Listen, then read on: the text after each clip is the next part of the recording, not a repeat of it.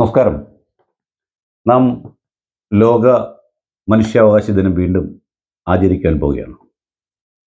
എന്താണ് മനുഷ്യാവകാശമെന്ന് അറിയാത്ത കുറേ ആൾക്കാർ മനുഷ്യാവകാശത്തെപ്പറ്റി നാടുനീളെ പ്രസംഗിച്ച് നടക്കുന്നുണ്ട്. ഇന്ത്യയിൽ മനുഷ്യാവകാശ സംഘടനകളുണ്ട്, മനുഷ്യാവകാശ കമ്മീഷനുകളുണ്ട്. മനുഷ്യാവകാശ സംഘടനകൾ എന്ന പേരിൽ നടക്കുന്ന പേപ്പർ പുലികൾ പിരിവ് നടത്തുവാനുള്ള ഒരു ഉപാധിയായി മാത്രം അതിനെ കൊണ്ടു നടക്കുമ്പോൾ പകലന്തിയോളം ഇവരൊക്കെ ഈ രാഷ്ട്രീയ നേതാക്കന്മാരും നമ്മളെ നയിക്കുന്നവരും മനുഷ്യാവകാശത്തെപ്പറ്റി ഘോരം പ്രസംഗിക്കാറുണ്ട്. രാത്രിയുടെ മറവിൽ തൻ്റെ എതിരാളികളെ എങ്ങനെ വകവരുത്താം എന്നുകൂടി മനസ്സിൽ വിചാരിച്ചുകൊണ്ടാണ് ഇവർ പകൽ സംസാരിച്ചുകൊണ്ടിരിക്കുന്നത്.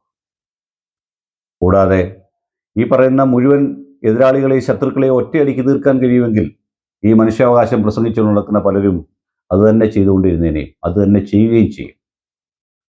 ഒരു കാര്യമേ ഈ ദിനത്തിൽ പറയാനുള്ളൂ: മറ്റൊരാളിൻ്റെ മൂക്കിൻ്റെ താഴെ വരെയുള്ള സ്വാതന്ത്ര്യം, മൂക്കിൻ്റെ താഴെ വരെ വിരൽ ചൂണ്ടുവാനുള്ള സ്വാതന്ത്ര്യം മാത്രമേ ഓരോ വ്യക്തിക്കുമുള്ളൂ എന്ന് ഓരോരുത്തരും കരുതേണ്ടിയിരിക്കുന്നു.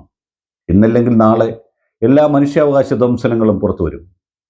മറ്റൊരാളുടെ ജീവൻ എടുക്കുന്നത് ആവരുത് നമുക്ക് ഉള്ള മനുഷ്യാവകാശം.